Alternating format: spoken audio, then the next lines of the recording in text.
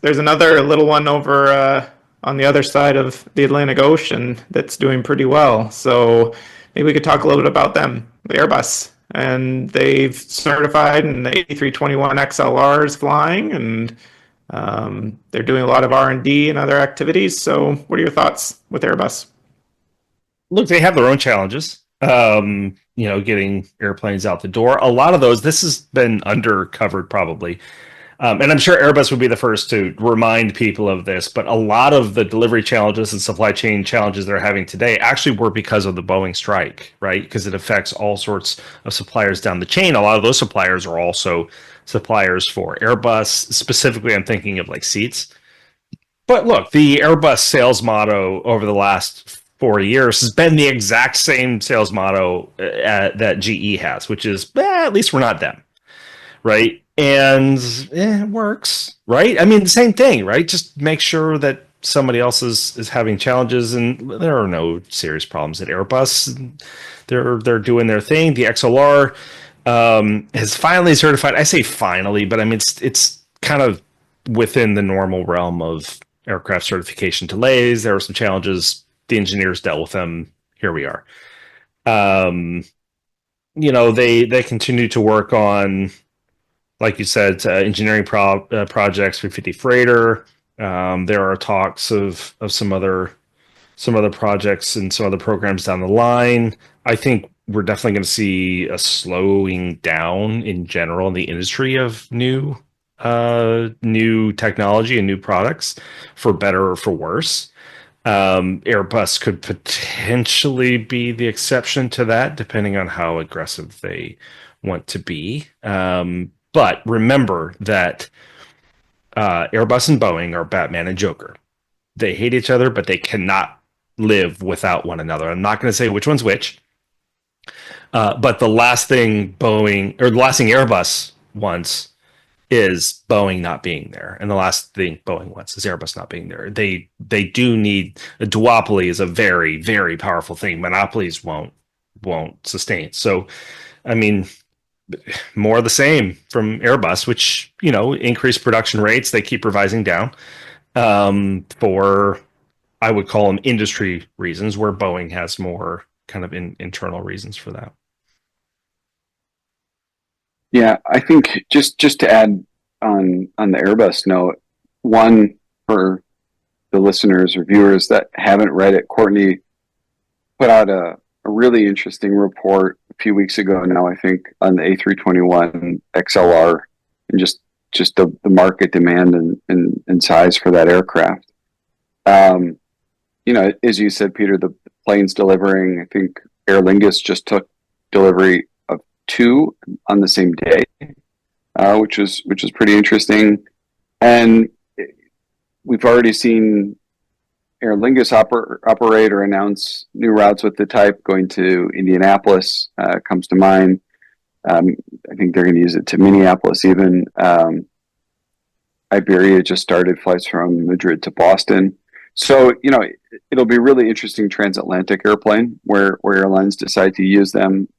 Also, similarly in South America, are there thinner markets that previously with wide-body aircraft didn't make sense, but now make sense from an economic perspective with a narrow body where you can get some element of a premium cabin in there mixed in, but have the benefits of a narrow-body airplane.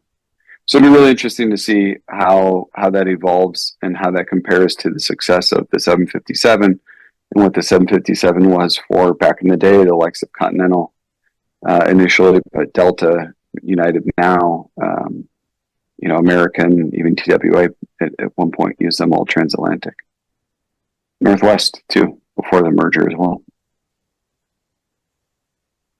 Should do a quick round of predictions to see what's our biggest, like, what do we think is going to happen in 2025, and what are the big ticket items that we feel are going to materialize. Courtney, you want to start? Oh, I got to make my predictions first. Okay, I think one of the big trends for 2025 are going to be low fuel prices. Even though they have not been high, and what that all means for sustainability. I think my prediction is that 2025 is going to be a challenging year for sustainability but that will only increase the discussion, right? The volume of discussion on it, like the frustration in progress that will be driven by lower fuel prices and the economic incentive to do that. I think I'm already noticing a shift in that, and it may just be one of the things that we have to go through to get to where we are. But it feels like we're entering that type of period.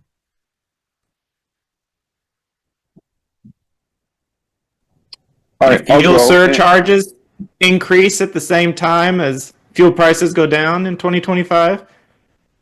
Yeah, well, by the airlines, you mean like on like a Yeah. yeah. Well, yeah, like Air Canada was always the best at that. Like, wait a minute, the price of oil went down and fuel surcharge. How does?